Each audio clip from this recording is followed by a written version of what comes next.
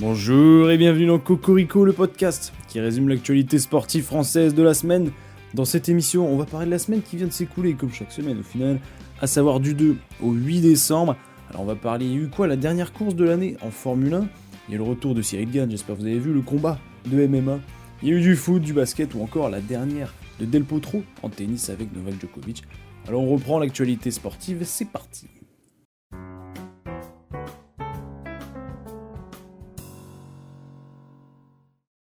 On commence avec le football comme d'habitude. La Ligue 1 pour commencer, le PSG a une nouvelle fois été mise en échec à Auxerre après le nul à domicile contre Nantes la semaine dernière à partout. Ça a fait 0-0 avec les hommes de Luis Enrique, sont rentrés donc à Paname bredouille. 25 tirs à 6 dans le match quand même, mais 0 but. Monaco a gagné 2-0 à Toulouse. Marseille facile, victoire 2-0 également à Saint-Etienne. Le LOSC s'est imposé 3-1 contre la meilleure équipe française de Ligue des Champions. Bah ouais, Brest, eh oui. Millième victoire à domicile pour Lille, centième match de Chevalier dans les buts en Ligue 1, et centième but de Jonathan David en Ligue 1, beaucoup de choses à fêter pour les nordistes. Lyon continue son ascension, victoire 3-0 à Angers. Alors au classement, Paris reste premier avec 34 points, mais perd du terrain. Ils ont 5 points d'avance sur Marseille et Monaco, deuxième et troisième. Lyon suit 3 points derrière avec 26 points, et le cinquième c'est Lyon à juste 1 point derrière le LOSC, 25 points. En Europe, victoire 4-2 du Bayern avec un but du français Upamecano. Munich reste premier du championnat avec 6 points d'avance. Francfort a fait 2-2 contre Hambourg. Et attention, car un point derrière eux a gagné 2-1 contre Sampoli.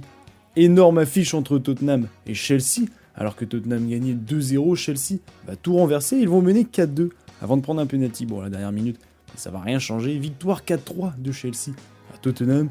City déçoit une nouvelle fois 2-2 à Crystal Palace. Encore Arsenal qui n'a toujours pas réussi à s'imposer à Fulham, un partout. Liverpool également qui ne va pas en profiter avec leur nul 3-3 à Newcastle. Liverpool reste premier, Chelsea est deuxième à 4 points. Arsenal est troisième et City quatrième. En Espagne, beaucoup de rebondissements. Barcelone n'est pas dans la bonne phase et oui, ils n'ont gagné qu'une seule fois sur leurs 5 derniers matchs, cette fois-ci 2-2 au Betis Séville. Le Real a gagné 3-0 à Gérone grâce notamment à Bellingham et Mbappé. Et l'Atlético, alors là c'est le match de l'année, qui a fait un match de zinzin contre Séville. Séville gagnait 3-1 jusqu'à la 60e minute. Griezmann va sonner la révolte avec un but. Lino à peine rentré, il vient de rentrer à la 74e, il rentre. Il marque à la 79e, égalisation. Et c'est Griezmann à la 94e minute. C'est pour ça que moi je kiffe l'Atlético. Je pense que c'est l'une de mes équipes préférées franchement en Europe. Ils lâchent jamais rien, ils font des fautes, ils prennent des cartons, mais ils s'en foutent. Parce qu'à la 94e minute, sur une passe de Lino, c'est Griezmann qui va tirer en se jetant vers l'avant, barre entrante, victoire 4-3 de l'Atlético. Regarde là, il va... Lino, attention, Griezmann! Le quatrième but pour l'Atlético de Madrid. Mais qui est cette équipe? Mais qui est ce joueur? Il est de retour, il enlève tout Antoine Griezmann. Le doublé, 94e minute de jeu, 4-3. L'Atlético de Madrid était mené 3-1. Au classement, Barça est premier, 38 points. Le Real est à 36, mais avec un match de retard. Et l'Atlético, 35. On termine en Italie. Atalanta profite de la défaite 1-0 de Naples contre la Lazio pour l'emporter 2-1 contre la l'AC Milan et passer premier de Serie A. L'Inter et Fiorentina suivent derrière entre 3 et 4e position. Juan Martín del Potro a organisé un match de gala à Buenos Aires afin de tirer sa révérence et faire ses grands adieux au tennis malheureusement. Et qui de mieux que Novak Djokovic pour l'accompagner? Le match opposait les deux amis pour un au revoir aux larmes à la fin. Je vous laisse avec quelques sons et images pour ceux qui regarderont. Et oui, la vidéo YouTube, petit teasing, mercredi. Wow, qué emoción, qué momento, qué momento. Gracias chicos, gracias Delpo por todo lo que nos has brindado. Gracias Juan Martín, gracias Novak por haber venido a esta despedida inolvidable que vamos a tener en nuestros corazones.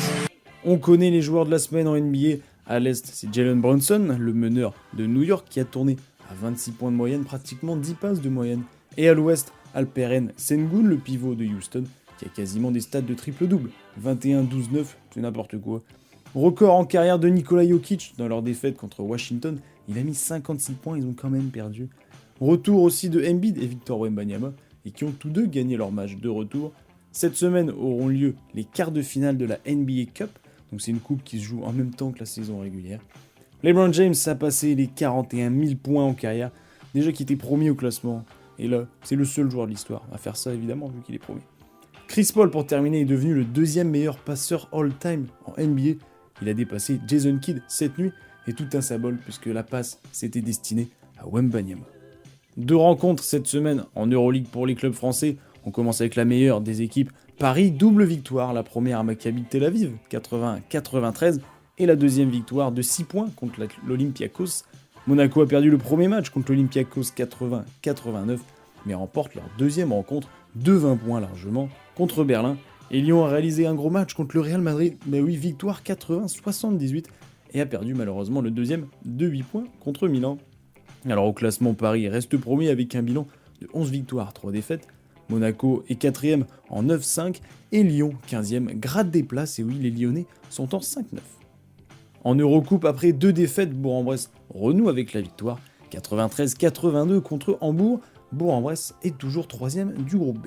On termine le basket avec la Betclic Elite. Gros choc ce dimanche. Oh là là, entre Paris et Monaco, c'était un match de fou. Mené de 19 points au milieu du 3e quart-temps, Paris va réussir à revenir à hauteur et à arracher la prolongation. Le public, franchement, il était fou, il a vraiment poussé. J'aime bien le petit cop parisien. Monaco prend les devants en prolongation, mais va subir un 8-0 dans les dernières minutes, qui va sceller le match. Victoire 111-104 pour Paris. On notera le clutch de Shorts côté parisien et les 27 points d'Eli Okobo pour Monaco. Autre rencontre, Cholet s'en est sorti indemne du match opposant Strasbourg, qui aurait pu être un piège. Victoire 83-94. Lyon a gagné tranquillement 84-69 contre Limoges, ou encore Bourg-en-Bresse qui a battu Le Mans 94-87. Alors au classement, Cholet est imperturbable, il reste premier avec qu'une seule défaite en 10 matchs. Paris est très fort aussi et suit à une victoire derrière. Lyon est 3ème et 4ème, 5ème égalité avec Bourg-en-Bresse et Monaco.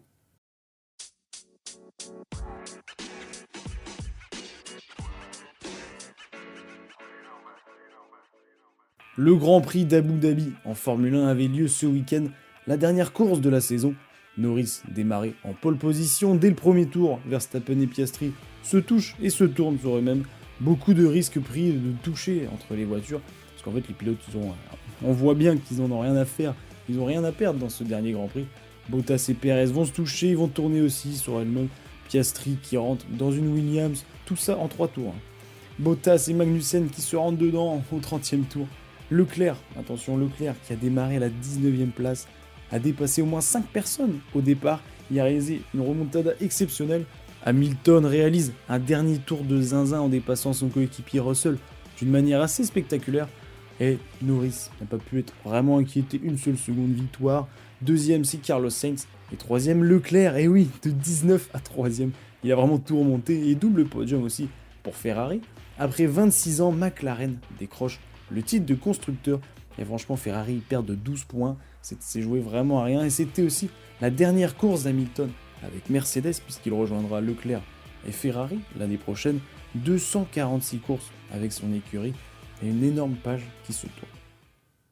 We dreamed alone, but together we believed, and thank you for all the courage, the determination and the passion, and for seeing me and supporting me. What started out as a leap of faith turned into a journey into the history books. So we did everything together, and I'm so grateful to everyone from the bottom of my heart. All the best. En MMA, Cyril Gane était de retour à l'UFC 310 au Nevada. C'était le main event de la soirée. Cyril affrontait le russe Alexander Volkov, combattant très expérimenté avec 38 victoires, 11 défaites. C'était 3 rounds de 3 minutes, tous les rounds vont être accrochés, donc ça va être davantage se passer au sol. Le premier round est pour la majorité remporté par Volkov. Le deuxième est très serré, on va dire, c'est vraiment 50-50. Et le troisième est encore une fois très serré, les deux combattants touchent, maîtrisent. Donc voilà, il y a vraiment un beau combat, mais on sent quand même qu'il y a un avantage pour le russe. Donc ça va donc se jouer au point, même si tout le monde voit Volkov gagner. Et quand même, victoire de Cyril Gane, tout de même au point. On parle beaucoup de vol, en tout cas sur les réseaux sociaux, et même la grande majorité ne comprennent pas trop. Même le président de l'UFC, Dana White, il va aller voir le combattant russe à la fin pour lui présenter ses excuses. C'est quand même gros, et il a dit qu'il allait voir ce qu'il allait ce qu'il pouvait faire, entre guillemets. Mais bon, on va voir. En tout cas, victoire du Français, et voici la réaction de Cyril. Vous allez comprendre aussi pourquoi Cyril n'a pas pu combattre à 100%. Première seconde, t'as pris enfin, tu t'es pété les doigts de pied en fait. Premier titre que je mets, je sais pas, ça doit être à la première minute, je sais pas. Orteil luxé. C'est-à-dire derrière, je suis comme ça derrière dans ma tête. Tu sais, quand t'as une blessure comme ça, tu peux plus bouger ton yep. Je peux plus avoir d'impulsion pour mettre mes jabs, je peux plus avoir mes trucs. Ça me met inconfortable pour installer mon game, tu vois. Franchement, ça s'est joué, ça s'est pas vu, hein. Mais c'était là-dedans, tu vois, dans ma contrôle cage, mon orteil, une souffrance. C'est-à-dire que chaque Quand mouvement on que est tu en faisais, sol, en fait, tu le sentais quoi. La voix de flou choc, quand je le prends, que je serre, mes coachs me disent monte. Je peux pas monter sur mon pied. Si je monte, c'est mon orteil qui prend, je peux pas. Je peux pas finir l'avant de flou choc et mettre mon épaule. Enfin, je peux pas imposer mon jab. En rugby, les clubs français sont entrés en lice dans la Challenge Cup. Le Stade Toulousain a écrasé Ulster 61-21. Bordeaux a gagné contre Leicester 42-28. Ou encore Clermont victoire 28-0. C'est quand même rare de voir 0 points sur un match de rugby. Il y a 8 clubs français dans la compétition. Il y en a beaucoup. En vrai, je crois que c'est que des Anglais ou des Français. Donc je vais pas tout détailler. Il n'y a pas eu non plus de top 14 cette semaine. Donc on va passer maintenant au hockey sur glace. Et oui, en Ligue Magnus, la Ligue française, alors on regarde le classement pour se faire une idée. Grenoble continue son invincibilité de 9 matchs sans défaite. Victoire 3-1 contre le deuxième Angers. Le classement ne change pas avec Bordeaux qui suit en 3ème position. Rouen derrière ainsi que Marseille. A noter la montée en puissance de Nice, 7ème mais qui est sur une série de 5 victoires. Les championnats d'Europe de handball féminin ont commencé, ça se déroule dans 3 pays, donc il y a l'Autriche, Hongrie et la Suisse. Est-ce que les Norvégiennes vont conserver leur titre ? Eh ben non, évidemment que non, il y a la France, vous allez voir. Après des préliminaires parfaitement réussis, les Françaises ont enchaîné 3 victoires de poule. Cette semaine, 100% de victoire pour l'équipe de France, 30-25 contre la Roumanie, 31-23 contre le Monténégro et 31-27 contre la Suède. Elles sont donc déjà qualifiées pour les demi-finales de la compétition. Mais avant ça, il reste le dernier match de poule. Ça sera quand même un gros test, puisque ça contre les premières de la poule, invaincue également la Hongrie. Donc c'est demain, donc mardi à 18h sur Beansport. Double victoire française en Ligue des Champions. Le PSG a gagné 33-40 au Dynamo Bucarest. Et Nantes victoire d'un point 29-28 contre Magdebourg. J'ai pas l'accent allemand. Mais bon, on s'en fout parce qu'au classement, le PSG, comme Nantes, sont 2e de leur poule. Et en Star League, on finit. Les 4 premiers du championnat ont gagné, donc le PSG s'est une nouvelle fois imposé, toujours invaincu dans ce championnat français. Victoire 28-31 à Toulouse. Nantes reste tout proche en 2e position. Victoire également 32-25 contre Chambéry et victoire de Montpellier à Creil 21-28. Ou encore Saint-Raphaël qui a gagné à Istres 29-35. Mais la grosse sensation, ce n'est pas le PSG. Ben non, ce n'est pas non plus Nantes. Mais c'est bien Ivry, et oui, on l'attendait avec impatience, certains n'y croyaient même plus, c'est n'importe quoi. Mais la première victoire de la saison pour Ivry est arrivée dans la douleur, victoire de 1 point, 29-28 contre Chartres, mais ils l'ont fait, bien joué, on espère que ce ne sera pas la dernière victoire tout de même. En Marmara Spike League, la D1 de volley, on passe au classement. Tourcoing avait un match d'avance, donc ils n'ont pas joué. Poitiers 2e a gagné 3-1 contre le dernier Plessis. Montpellier 3e a gagné 3-0 à Saint-Nazaire. Et belle opération de Nice 5e qui a battu 3-1 le 4e Chaumont. En Challenge Cup, Tourcoing a perdu le match aller contre Lublin en 8e de finale dans la Challenge Cup. Donc défaite 3-7 à 1. Mais le match retour est mardi prochain, rien n'est joué. On peut encore gagner le 17 décembre. On termine par la meilleure partie, les infos rapides. Opérée du genou au mois de mai, Noémie Garnier ne pensait pas pouvoir faire ses débuts en Coupe du Monde Élite dès cette saison 2024. Et pourtant, elle a remporté la course ce dimanche en cyclocross à Igor. Petite anecdote, juste après le podium de Grand Prix d'Abu Dhabi en Formule 1, ils ont tourné une scène pour le cinéma, avec Brad Pitt le beau gosse, pour le film F1 qui sortira prochainement. Petit point avant des globes, après 29 jours de course, bientôt 1 mois, Charlie Dalin mène toujours cette course et a pris beaucoup d'avance, 155 km devant Sébastien Simon, alors qu'il en avait 60 la semaine dernière. Le top 6 est 100% français, il reste encore plus de 13 000 km à parcourir pour franchir la ligne d'arrivée. Rachid Méziane, l'entraîneur de l'ESBVA en basket féminin, est officiellement devenu entraîneur en WNBA dans l'équipe de Connecticut Sun. Donc c'est quand même une grosse perte pour le championnat français, mais on lui souhaite quand même beaucoup de bonheur. Et pour terminer, je vous laisse avec une interview qui était assez drôle, d'après-match de Jérôme Roussillon. Alors est-ce que ça rappelle à certains anciens défenseurs de Montpellier? Ruben aussi, il court beaucoup. Hein.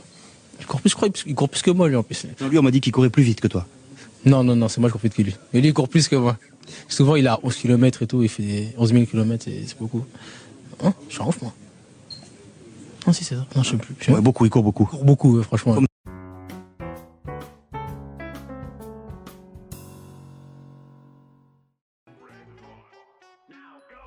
Cocorico épisode 54 est maintenant terminé.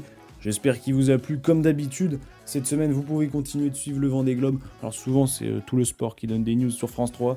Il y a la Ligue des Champions et ouais, Brest reçoit le PSV. Le PSG va à Salzbourg. Lille reçoit Sturm Graz et Monaco. Alors ça va être compliqué là. S'en va à Arsenal. Gros match. L'Europa League, il y a Nice qui va affronter l'Union Saint-Gilloise en Belgique. Et Lyon reçoit Francfort qui est deuxième de Bundesliga. Ça va pas être simple non plus, il y aura quand même des belles rencontres. Et vous pouvez continuer de suivre aussi l'Euro féminin de handball, il faut les soutenir. Suivez les rencontres avec le match contre la Hongrie demain. Il y a les demi-finales, alors il n'y a pas encore la date, ce sera plus tard dans la semaine. Alors n'oubliez pas, c'est bien de regarder le sport, mais c'est mieux de le pratiquer. Et oui, faites du sport, et surtout, abonnez-vous, c'est quand même mieux de faire du sport. Sur Spotify, etc. Donc je vous souhaite une bonne journée, une bonne soirée, une bonne semaine sportive surtout. Une bonne ce que vous voulez. À la semaine prochaine, au revoir.